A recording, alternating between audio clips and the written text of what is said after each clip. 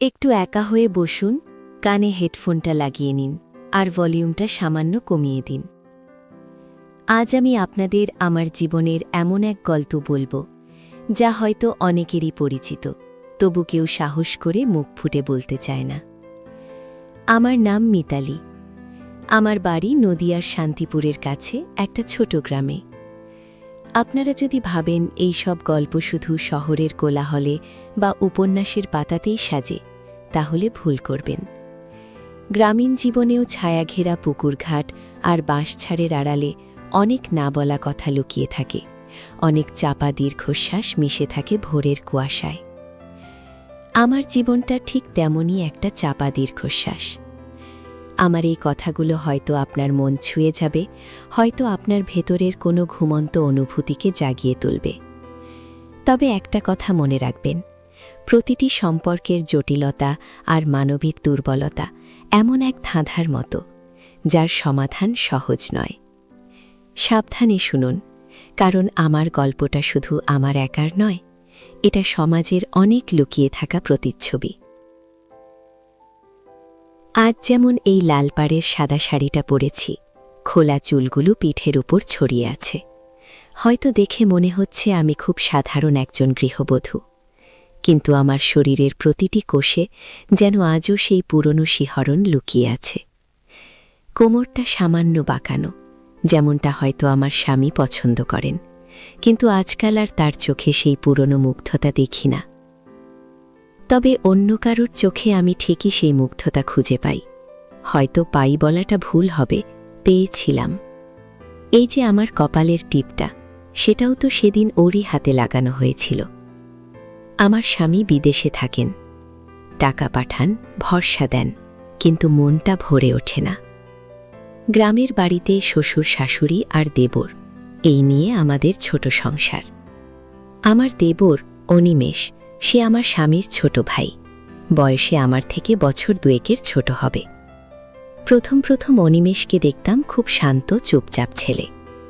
দাদা বিদেশে থাকে, তাই সংসারে সব কাজে আমাকে সাহায্য করত। বাজার থেকে শুরু করে বাড়ির ছোটখাটো কাজ, সব কিছুতেই ওর হাত ছিল। হয়তো এই কাছাকাছি থাকাটাই কাল হয়ে দাঁড়ালো। প্রথম দিকে ব্যাপারটা সাধারণ ছিল, একটা বড় দাদার অনুপস্থিতিতে ছোট ভাইয়ের দায়িত্বশীলতা। ওর চোখে আমার জন্য একটা সম্মান দেখতাম, সেটা আমাকে ভালো লাগত। কিন্তু ধীরে ধীরে সেই সম্মানের ওপর একটা অন্যরকম অনুভূতি মিশতে শুরু করল। হয়তো আমারই ভুল ছিল, আমি হয়তো ওর চোখের গভীরতা বুঝতে পারিনি, অথবা বুঝেও না বোঝার ভান করেছিলাম। বাড়ির আর সবার সামনে ও সবসময় একটা দূরত্ব বজায় রাখত, কিন্তু যখনই আমরা একা হতাম, ওর চোখের ভাষা বদলে যেত। ওর পাকানোর ভঙ্গি, ওর গলার স্বর আমাকে ভেতরে ভেতরে অস্থির করে তুলত। ওর সাথে কথা বলতে গিয়ে আমার বুকটা ধুকপুক করত। একটা অজানা উত্তেজনা আমাকে ঘিরে ধরত। তখন নতুন নতুন মোবাইল ফোন এসেছিল গ্রামে। অনিমেষ আমাকে ফোন চালানো শিখিয়ে দিত। রাতের বেলায় বাড়ির সবাই ঘুমিয়ে গেলে আমি আর ও বারান্দায় বসে ফোন দেখতাম। অন্ধকারে ওর উষ্ণ নিঃশ্বাস আমার কানের কাছে এসে পড়ত, আর আমার সমস্ত শরীর কেঁপে উঠত। ও হয়তো একটা ভিডিও চালাত, কিন্তু আমার মন অন্য কোথাও থাকত। আমি ওর দিকে আর চোখে তাকাতাম, দেখতাম ও আমার দিকেই তাকিয়ে আছে। একটা নীরব প্রতিযোগিতা চলত, কে আগে চোখ ফেরাবে। বেশিরভাগ সময় আমি হার মানতাম, কারণ ওর চোখের গভীরতা আমাকে টানত, এমনভাবে টানত যে আমি নিজেকে সামলাতে পারতাম না। একদিন বৃষ্টি নামল ঝমঝমিয়ে। সে এক শ্রাবণের ভোর দুপুর। শ্বশুর শাশুড়ি মাঠে কাজে গিয়েছিলেন, আমি রান্নাঘরে কাজ করছিলাম। হঠাৎ বিদ্যুৎ চলে গেল। গোটা বাড়িটা কেমন যেন থমথমে হয়ে গেল। আমি একটু ভয় পেয়েছিলাম। গ্রামের কাঁচা বাড়িতে বিদ্যুৎ ছাড়া কেমন গা ছমছম করে। অনিমেষ ঘরেই ছিল, হয়তো তার বই পড়ছিল। আমি রান্নাঘর থেকে বেরিয়ে যেই বারান্দায় এসে দাঁড়ালাম, ও হঠাৎ আমার সামনে এসে দাঁড়ালো, হাতে একটা বই, যেটা হয়তো কেবলই পড়ছিল। ও বলল, ভাবি, একা একা ভয় করছে না তো? ওর গলার স্বর সেদিন আমার কাছে কেন জানি খুব গভীর লেগেছিল।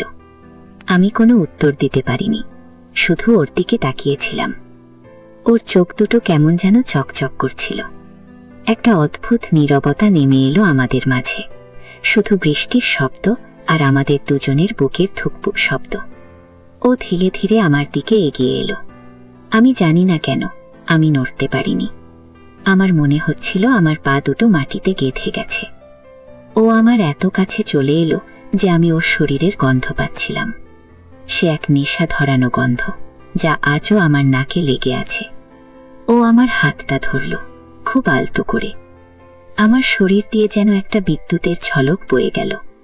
ও আমার দিকে আরো ঝুঁকে এলো। ওর চোখে তখন শুধু একটাই ভাষা, যা আমি আর অস্বীকার করতে পারছিলাম না।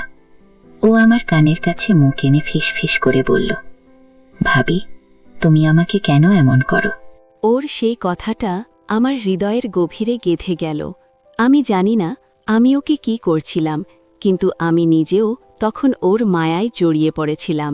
সেই বৃষ্টি ভেজা দুপুরে আমাদের মধ্যে যে সম্পর্কটা শুরু হয়েছিল তা ছিল গভীর, গোপন আর নিষিদ্ধ। সেই দিনের পর থেকে আমাদের সম্পর্ক আরও জটিল হতে শুরু করল।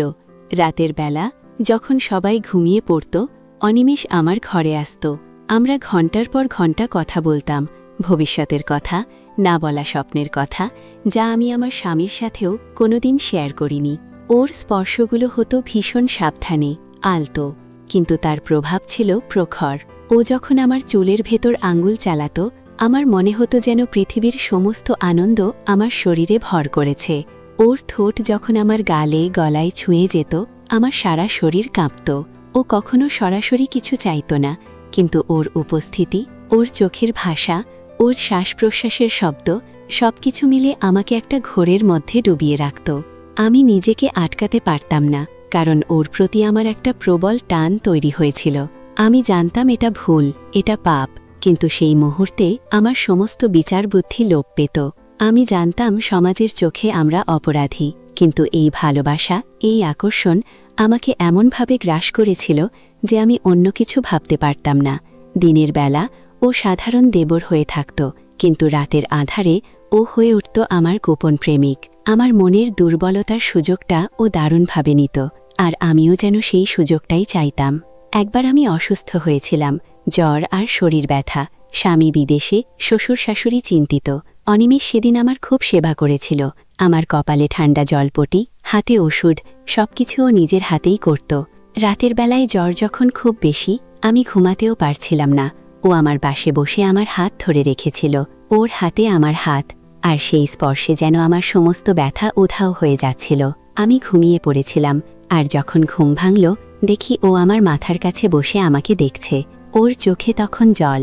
ও বলল, আমি তোমায় হারাতে পারবো না ভাবি। ওর এই কথাগুলো আমাকে আরও গভীরে নিয়ে গেল। আমি তখন সম্পূর্ণরূপে ওর উপর নির্ভরশীল হয়ে পড়েছিলাম, মানসিকভাবে, শারীরিকভাবে। আমার মনে হচ্ছিল আমার স্বামী আমাকে যে শূন্যতা দিয়েছে, অনিমেষ সেই শূন্যতা পূরণ করছে। কিন্তু এই পূরণ করাটা যে কত বড় ভুলের দিকে ঠেলে দিচ্ছিল তা আমি তখন বুঝিনি। আমাদের সম্পর্কটা যেন একটা চোরাবালির মতো ছিল, যত বেরোতে চাইতাম তত ডুবে যেতাম। একদিন শ্বশুরমশাই হঠাৎ অসুস্থ হয়ে পড়লেন, তাকে হাসপাতালে নিয়ে যেতে হলো। বাড়িতে তখন শুধু আমি আর শাশুড়িমা। অনিমেষ হাসপাতাল থেকে ফিরতে দেরি করত। সেই সময়টা আমার খুব একাকী লাগত।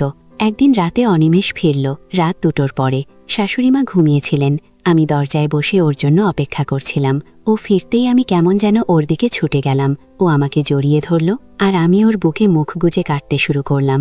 আমার স্বামীর অভাব, এই গোপন সম্পর্কের অপরাধ বোধ, শ্বশুরমশাইয়ের অসুস্থতা, সব মিলিয়ে আমি ভেঙে পড়েছিলাম। ও আমাকে সান্ত্বনা দিল, মাথায় হাত বুলিয়ে দিল। সেই রাতে ও আমার কাছে আরও বেশি আশ্রয় হয়ে উঠেছিল, কিন্তু এই আশ্রয়টা যে আমার জন্য কতটা বিপদ ডেকে আনছিল তা আমি তখন ঘোরের মধ্যে বুঝতে পারিনি। আমরা জানতাম আমাদের সম্পর্কটা চিরস্থায়ী হতে পারে না। আমি বিবাহিত, আর ও আমার স্বামীর ভাই। সমাজের কোনো নিয়মেই এই সম্পর্ক বৈধ নয়, কিন্তু আমরা তখন এই নিয়মের বেড়াজাল ভাঙতে চেয়েছিলাম। অনিমেষ একসময় আমাকে বলেছিল, তুমি যদি রাজি থাকো তাহলে আমরা পালিয়ে যেতে পারি। ওর কথা শুনে আমার বুকটা কেঁপে উঠেছিল। একদিকে আমার স্বামী, আমার পরিবার, আমার সম্মান, আর অন্যদিকে অনিমেষের প্রতি আমার প্রবল আকর্ষণ আর ওর ভালোবাসা। আমি এক অদ্ভুত দোলাচলে ভুগছিলাম। আমি ওকে বোঝাতাম যে এটা সম্ভব নয়, কিন্তু ওর চোখের দিকে তাকিয়ে আমি নিজেই দুর্বল হয়ে পড়তাম। এই সম্পর্কের কারণে আমার মানসিক চাপ বেড়ে গিয়েছিল। রাতে ঘুম হতো না, খেতে পারতাম না, আমার শরীরও খারাপ হতে শুরু করেছিল। আমার স্বামী বিদেশ থেকে ফোন করে জানতে চাইতো আমার কি হয়েছে। আমি কোনো উত্তর দিতে পারতাম না, শুধু বলতাম জ্বর হয়েছে। অবশেষে সেই দিনটা এলো যখন আমার স্বামী দেশে ফিরলেন। অনিমেষের মুখটা তখন ফ্যাকাশে হয়ে গিয়েছিল। আমার ভেতরেও একটা চাপা ভয় কাজ করছিল। আমার স্বামী ফিরতেই অনিমেষ আবার সেই পুরনো শান্ত চুপচাপ দেবর হয়ে গেল। আমাদের চোখের ভাষা আবার নীরব হয়ে গেল। কিন্তু আমি জানতাম আমাদের হৃদয়ের গভীরে যে আগুন জ্বলেছে তা হয়তো সহজে নিভবে না। আমার স্বামী যখন আমার কাছে এলেন, আমি ওর সাথে স্বাভাবিক হতে পারছিলাম না। আমার মনে হচ্ছিল আমি ওকে ঠকাচ্ছি, আমি একটা বিশাল অপরাধ করেছি। অনিমেষ আমার পাশ দিয়ে গেলে আমি কেমন যেন অস্থির হয়ে উঠতাম। আমার স্বামী হয়তো কিছু বুঝতে পারেননি, কারণ অনিমেষ এতটাই কৌশলী ছিল যে কোনোদিন কোনো সন্দেহ করার সুযোগ দেয়নি। কিন্তু এই লুকোচুরিটা আমার জন্য খুব কষ্টের ছিল। আমি বুঝতে পারছিলাম আমি এই সম্পর্ক আর টানতে পারছি না। আমার মনটা ভেতরে ভেতরে পুড়ছিল। আমার স্বামী আমাকে ভালোবাসেন, আমার সংসারের প্রতি তার অনেক বিশ্বাস। আমি সেই বিশ্বাস ভাঙতে পারছিলাম না। আমি অনিমেষকে ডেকে বললাম, অনিমেষ, আমাদের আর এভাবে দেখা করা উচিত নয়, এটা ভুল। আমি আমার স্বামীর কাছে অপরাধী হতে চাই না। ও প্রথমে মানতে চাইল না। ও আমার হাত ধরে বলল, তুমি আমাকে ছেড়ে যাবে না ভাবি, আমি তোমায় ছাড়া বাঁচতে পারবো না। ওর চোখে তখন অসহায়ত্ব, আর আমার চোখে তখন তীব্র যন্ত্রণা। আমি বুঝতে পারছিলাম ওর জন্য আমার ভেতরে একটা জায়গা তৈরি হয়ে গেছে, কিন্তু এই জায়গাটা আমাকে ধ্বংস করে দিচ্ছিল। আমি ওর হাতটা ছাড়িয়ে নিলাম, আর সেদিনই আমি ওর সাথে সব রকম যোগাযোগ বন্ধ করে দিলাম। খুব কঠিন ছিল সেই দিনগুলো। ও আমাকে অনেকবার বোঝানোর চেষ্টা করেছে, অনেক ইমোশনাল ব্ল্যাকমেল করার চেষ্টা করেছে, কিন্তু আমি শক্ত ছিলাম। হয়তো আমার স্বামীর প্রতি আমার ভালোবাসা আর এই সমাজের ভয়ের কারণেই আমি নিজেকে সামলাতে পেরেছিলাম। আজও যখন অনিমেষের সাথে দেখা হয়, ওর চোখে সেই পুরনো টানটা দেখতে পাই। আমিও হয়তো আর চোখে একবার ওর দিকে তাকাই। আমাদের মধ্যে এখন একটা দেয়াল তৈরি হয়েছে যা আমরা কেউ ভাঙতে চাই না। এই অভিজ্ঞতা আমাকে শিখিয়েছে যে সম্পর্কগুলো কতটা জটিল হতে পারে। শারীরিক আকর্ষণ বা মানসিক দুর্বলতা এক মুহূর্তের জন্য মানুষকে ভুল পথে চালিত করতে পারে, কিন্তু তার ফল হয় সুদূর প্রসারী এবং বেদনাদায়ক। এই গোপন সম্পর্কগুলো সাময়িক সুখ দিলেও দীর্ঘস্থায়ী অশান্তি আর অপরাধ বোধ ছাড়া আর কিছুই দেয় না। তাই আমি বলবো, নিজের প্রতি সৎ থাকুন, নিজের সম্পর্কগুলোর মূল্য দিন। ক্ষণিকের মোহের কাছে নিজেদের সঁপে দিলে তার ফল কিন্তু ভালো হয় না। জীবনে অনেক আকর্ষণ আসবে, অনেক প্রলোভন আসবে, কিন্তু সেগুলোকে জয় করে সঠিক পথে টিকে থাকাই আসল সার্থকতা। আপনার জীবনে যেন এমন কোনো চোরাবালি না আসে যার থেকে বেরিয়ে আসা কঠিন।